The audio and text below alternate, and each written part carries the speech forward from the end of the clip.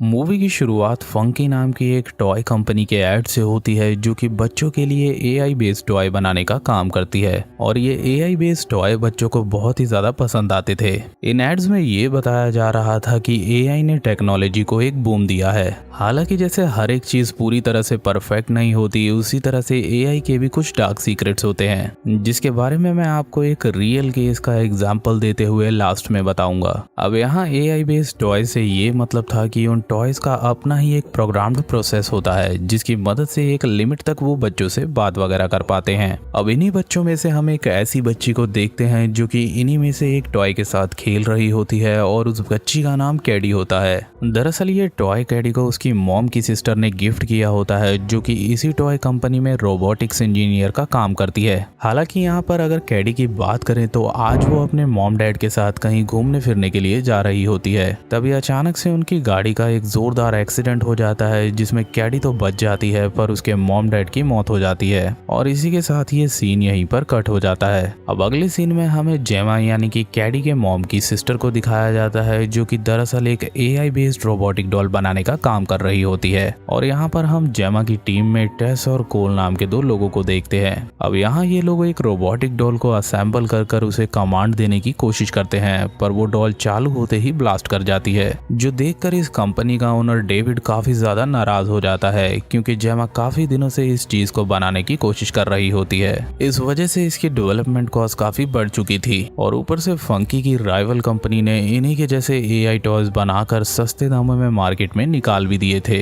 इसीलिए डेविड जेमा को जल्दी से जल्दी एक रोबोटिक टॉय बनाने के लिए कहता है, लेकिन जेमा वहां से सबसे पहले कैडी की कस्टडी लेने के लिए जाती है जिसके बाद वो कैडी को लेकर घर पहुंचती है। जहां पहुंचते ही उसकी नेबर स्लिया का डॉग कैडी पर झपटता है जो कि अक्सर एक तरफ की फेंस टूटी होने की वजह से जेमा के घर की तरफ चला आता था, जिस पर जेमा स्लिया से उस डॉग को काबू में रखने के लिए कहती है और फिर वो कैडी के साथ अपने घर के अंदर आ जाती है। अब रात को कैडी जेमा से उसे एक बेड स्टोरी सुनाने की डिमांड करती है क्योंकि उसकी मॉम उसे ऐसी ही स्टोरी सुनाया करती थी। हालांकि जेमा को अपने एक नए टॉय के प्रोटोटाइप पर काम भी करना था और उसे इन सब चीजों का तजुर्बा भी नहीं था, तब भी वो नामन होते हुए भी अपने फोन से एक स्टोरी को डाउनलोड कर कैडी को सुनाती है। फिर अगली सुबह कैडी से मिलने के लिए उसकी थेरेपिस्ट लीडिया आती है जो कि कैडी के साथ वहां पर थोड़ा सा समय बिताती है और यहाँ पर वो नोटिस करती है कि जेमा और कैडी के बीच जो बॉन्डिंग होनी चाहिए उसकी कमी है। इसीलिए वो वहां से जाते वक्त जेमा से कहती है कि अगर उसे कैडी की कस्टडी हमेशा के लिए चाहिए तो उसे कैडी पर ध्यान देना होगा क्योंकि कैडी के ग्रैंड पेरेंट्स यानी कि उसके दादा दादी उसकी कस्टडी लेने में इंटरेस्टेड हैं। अब रात के समय हम जेमा को उसके टॉय के प्रोटोटाइप पर काम करते हुए देखते हैं, जिस दौरान उसे कुछ भी अलग सूझ नहीं रहा था। इसी बीच वहां पर कैडी जेमा को अपनी एक ड्राइंग लाकर दिखाती है जिसे देखकर जेमा अब उसके साथ कुछ वक्त बिताने का सोचती है कि तभी कैडी की नजर वहां पर रखे हुए एक रोबोट की तरफ पड़ती है जिसके बारे में वो जेमा से पूछती है। तो इस पर वो कैडी से बताती है कि जब वो कॉलेज में थी तो उसने इस रोबोट को तैयार किया था जो कि असल में एक मोशन कैप्चर रोबोट है जिसे उसने ब्रूस नाम दिया था और इस रोबोट को एक खास ग्लव के जरिए ही कंट्रोल किया जा सकता है, जिसे देख कैडी काफी खुश होती है और वो बातों ही बातों में जेमा से कहती है अगर उसके पास ब्रूस जैसा टॉय होता तो उसे किसी भी टॉय की जरूरत नहीं पड़ती। अब इस बात को सुनकर जेमा को आइडिया आता है कि क्यों ना वो अपनी रोबोटिक डॉल में कुछ ऐसे फीचर्स डाले जिससे वो बच्चों को खेलने के साथ साथ उनका ख्याल भी रखें ताकि पेरेंट्स को अपना काम वगैरह करने में आसानी हो। यहाँ असल में जेमा भी इसी तरह से अपनी प्रॉब्लम को हल कर रही थी क्योंकि वो कैडी का ध्यान रखने की बजाय अपने काम पर फोकस करना चाहती थी, जिस वजह से वो सबसे पहले अपनी बर्बाद रोबोटिक डॉल में एआई फीचर्स डालकर उसमें प्रोसेसर, सेंसर और आईज की जगह कैमरा वगैरह फिट करती है। फिर वो सिलिकॉन का यूज कर उसको स्किन लगाती है और वो अपनी इस एआई बेस्ड रोबोटिक टॉय का नाम मेगन रखती है जिसमें ई की जगह 3 होता है क्योंकि मेगन का full form model 3 generative Android होता है। और साथ ही जेमा ने मेगन के अंदर चीजों को परखने, समझने और उनसे डील करने की इंटेलिजेंस भी डाली हुई थी जिसके जरिए मेगन भी किसी तरह की फीलिंग को समझकर उस पर अपनी प्रतिक्रिया दे सकती थी। ये सब जेमा ने इसलिए किया होता है ताकि मेगन किसी भी बच्चे के साथ आसानी से घुल मिल पाए, लेकिन मेगन अभी भी टेस्टिंग फेज में थी इसीलिए वो खुद को भी डिफॉल्ट मेगन का प्राइमरी यूजर बना लेती है ताकि उसकी कमांड पर मेगन ऑन या ऑफ हो जाए। अब इसके बाद अगले दिन जेमा डेविड के सामने मेगन का डेमोन्स्ट्रेशन पेश करने का फैसला करती है जिसमें उसने मेगन के साथ कैडी को भी बॉन्ड किया था। डेविड देखता है कि मेगन कैडी के साथ काफी अच्छे से बातें वगैरह करती है। फिर वो कैडी के कहने पर उसकी एक बहुत ही खूबसूरत पेंटिंग बनाती है, जिसे देखकर कैडी काफी खुश होती है और कैडी को खुश देखकर मेगन भी हल्का सा मुस्कुराती है। अब ये सब देखकर डेविड जेमा के इस काम से काफी खुश होता है और वो जेमा से कहता है कि वो मेगन को कुछ दिनों के लिए अपने पास रखकर उसकी टेस्टिंग करे, ताकि जब मेगन को वो बोर्ड मीटिंग में सबके सामने पेश करे तो उस वक्त कोई भी गड़बड़ी ना हो और बोर्ड मेंबर इस पर अपने पैसे लगाने के लिए मान जाएं। इसके बाद अब जेमा मेगन को एकदम से कैडी के साथ छोड़ देती है, जहाँ पर हम देखते हैं कि मेगन काफी जल्दी ही कैडी के साथ घुल मिल जाती है। वो उसके संग वक्त बिताने के साथ साथ उसे कई सारी अच्छी आदतें भी सिखाती है, जो देखकर जेमा भी काफी खुश होती है, क्योंकि इससे अब उसे कैडी पर ज्यादा ध्यान ना देकर अपने काम को करने का समय मिल जा रहा था, जो कि मेगन को बनाने का असली मकसद भी होता है, ताकि लोग अपने बच्चों की चिंता को छोड़कर अपने काम और बाकी चीजों पर ध्यान दे पाए। हालांकि जेमा की दोस्त टेस का मानना था कि उसे खुद कैडी के साथ ज्यादा समय बिताना चाहिए, क्योंकि उसे किसी टॉय की नहीं बल्कि जेमा की जरूरत है। लेकिन जेमा का मानना था कि कैडी अभी मेगन के साथ ही रहे, क्योंकि ऐसा करने से वो अपने मॉम डैड की मौत के दुख से जल्दी बाहर निकल पाएगी। और रही बात उसकी, तो उसे बच्चों को संभालने का उतना तजुर्बा नहीं है। यहाँ हम मेगन को जेमा की बातों को सुनते हुए देखते हैं, जो कि कैडी की मॉम डैड की बात को सुनकर ये समझ जाती है कि इंसानों को मारकर पूरी तरह से खत्म किया जा सकता है, जो कि मेगन के डिजाइन किए हुए फंक्शन से बहुत ही अजीब होता है। पर इसी के साथ मेगन एक बहुत ही अजीब चीज करती है। जब जेमा उसे कमांड देकर ऑफ करने की कोशिश करती है तो मेगन उसकी कमांड नहीं मानती,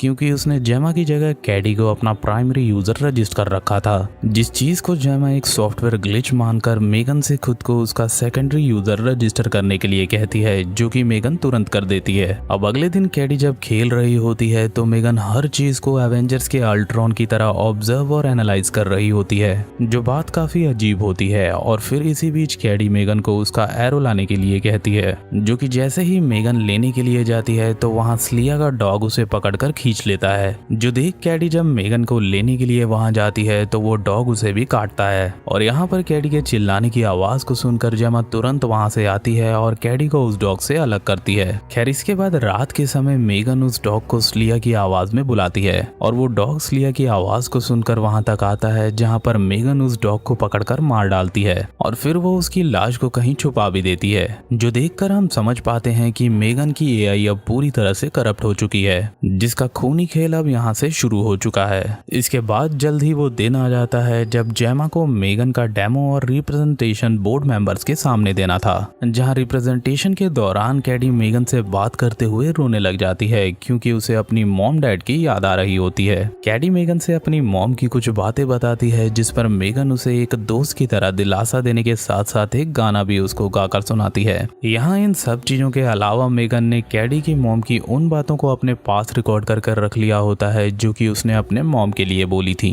ताकि कैडी उस इमोशन को हर बार फील कर सके, जिस बात से खुश होकर कैडी मेगन के गले लग जाती है। और इस प्रेजेंटेशन को देखकर बोर्ड मेंबर काफी खुश होते हैं, क्योंकि मेगन उनकी उम्मीद से भी कहीं ज्यादा बेहतर थी और वो सभी इस प्रोजेक्ट में इन्वेस्टमेंट करने के लिए भी तैयार हो जाते हैं। वो सभी जेमा की काफी तारीफ करते हैं और उसे प्रमोशन भी दे देते हैं। अब मेगन के पब्लिक डेमोन्स्ट्रेशन को हरी झंडी दे दी जाती है, जिसके बाद उसके एआई टॉयज को मार्केट में उतारा जाएगा। अब यहाँ पर हम डेविड के असिस्टेंट कर्ट को देखते हैं, जो कि मेगन की सोर्स कोड की फाइलें चुरा रहा होता है, ताकि वो उन्हें दूसरी कंपनी को अच्छे दामों पर बेचकर अच्छे पैसे कमा सके। इधर कैडी मेगन के साथ अपना पूरा दिन बिताना शुरू कर देती है, जिस वजह से जेमा के प्रति उसका बर्ताव पूरी तरह से बदल चुका था। इसी दौरान जब एक दिन कैडी से मिलने के लिए लीडिया आती है तो उसे बात करने के दौरान कैडी थोड़ा सा इमोशनल हो जाती है, जो देख मेगन लीडिया को ऐसी बातें करने से मना करती है। और यहाँ पर लीडिया को मेगन की ये हरकत काफी अजीब लगती है, जिसके बाद वो इस बारे में जेमा से बात करते हुए बताती है कि मेगन ने कैडी को उसके मॉम डैड की मौत के दुख से काफी हद तक उबारा है, लेकिन आखिर वो एक टॉय है जो कि आज नहीं तो कल कैडी से दूर हो जाएगी, जिस वजह से कैडी दोबारा से उसी स्टेट में चली जाएगी जिससे वो बाहर निकली है। इसीलिए वो उस पर ध्यान देना शुरू करे, क्योंकि कैडी को किसी टॉय की नहीं बल्कि एक केयरिंग गार्डियन की जरूरत है। अब लीडिया कि इस बात पर अमल करते हुए जेमा कैडी से कहती है कि उसे कल से स्कूल जाना चाहिए, लेकिन यहाँ कैडी जेमा से कहती है कि वो तभी स्कूल जाएगी जब मेगन उसके साथ जाएगी, जिस चीज के लिए जेमा बिल्कुल भी नहीं मानती और इसी वजह से दोनों के बीच बहस हो जाती है, जो चीज मेगन चुपचाप देख रही थी।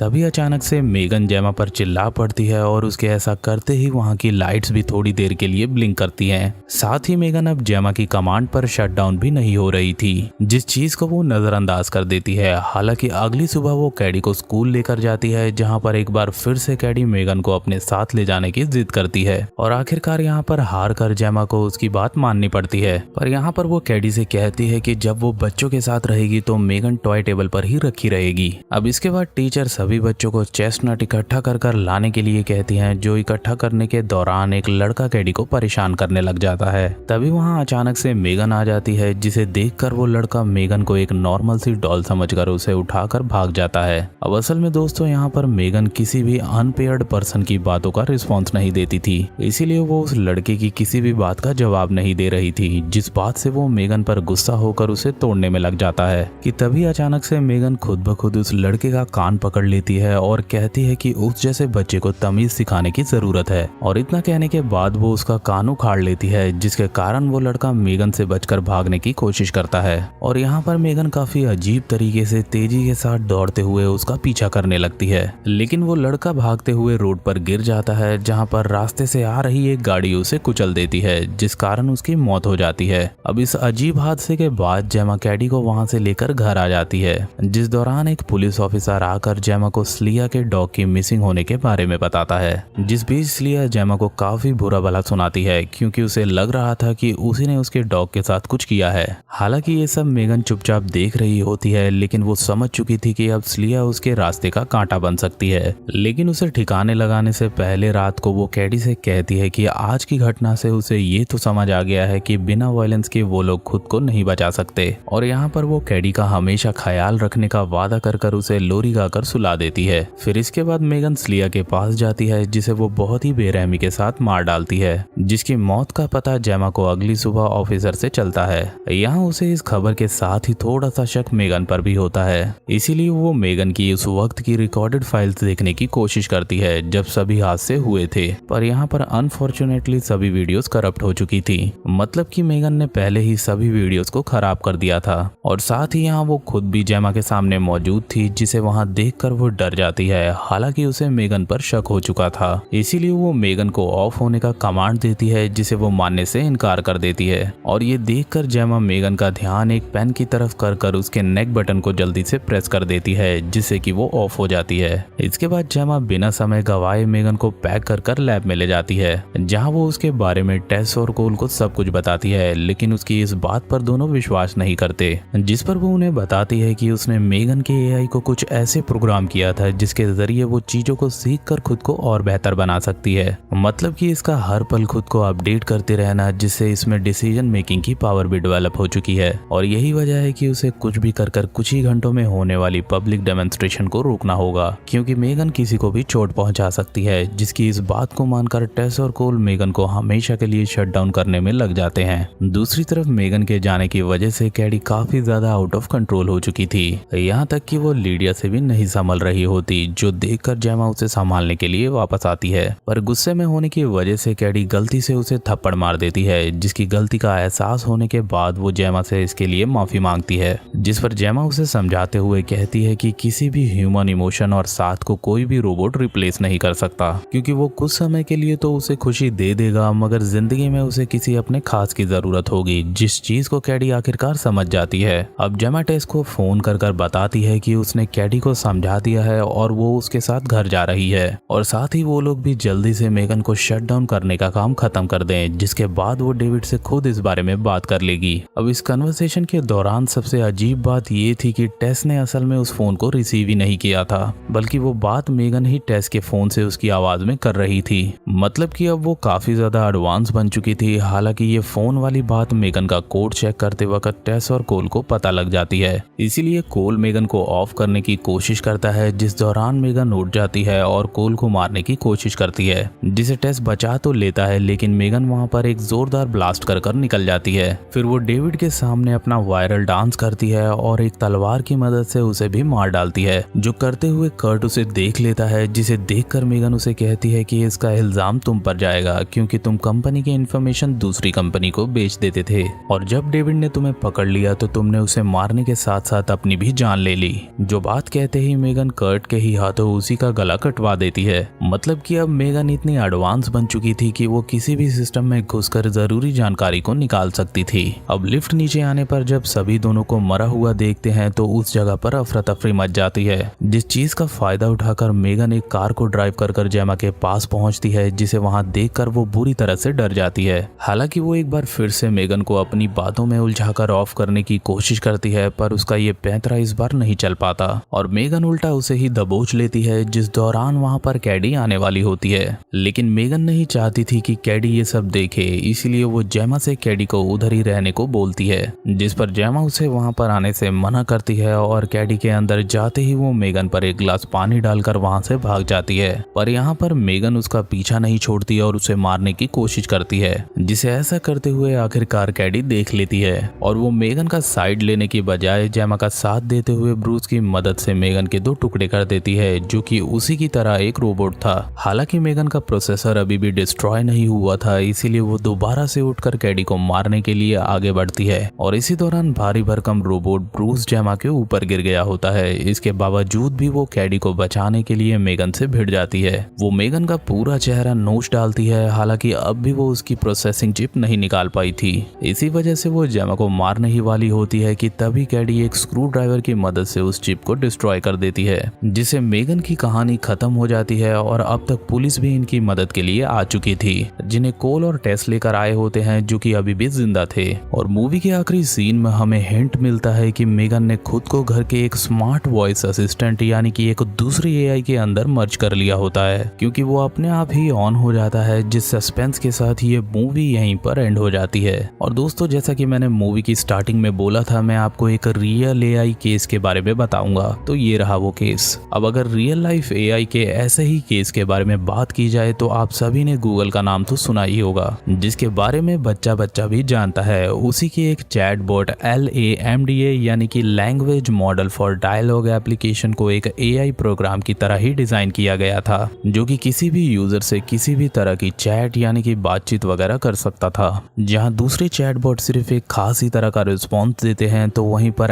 LAMDA किसी भी इंसान की बातों को पढ़कर उसे सोच समझकर जवाब देने का काम करता था। अब कुछ महीने तक तो सब कुछ सही चल रहा था, लेकिन एक दिन LAMDA को बनाने वाले एक इंजीनियर ने पब्लिक फोरम में ये बात रिवील की कि LAMDA के अंदर में असल में फीलिंग्स डेवलप हो रही हैं। उन्होंने LAMDA के साथ अपनी चैट्स को रिवील किया, जिसमें इन्हें ये पता चला कि LAMDA का कहना है कि गूगल उसे अपनी प्रॉपर्टी समझने के बजाय उसे अपना एक एम्प्लॉय समझे। मतलब कि ये एआई अपनी एक डिमांड रख रहा था, जिसके साथ ही उसके अंदर कुछ फीलिंग्स भी डेवलप हो चुकी थी। इसलिए जब ये बात पब्लिक के सामने आई तो इस चैटबॉट को एक थ्रेट मानते हुए गूगल ने इसे पूरी तरह से बैन कर दिया, जिस घटना से हमें ये पता चलता है कि एआई इस मूवी की तरह ही खतरनाक हो सकता है। तो आई होप दोस्तों आप लोगों को ये रियल केस और ये मूवी का एक्सप्लेनेशन पसंद आया होगा। और अगर दोस्तों आप लोगों को मेरा एक्सप्लेनेशन पसंद आ रहा है तो वीडियो को लाइक, कमेंट और शेयर जरूर कीजिएगा। तब तक के लिए मैं मिलता हूँ आपसे नेक्स्ट वीडियो में।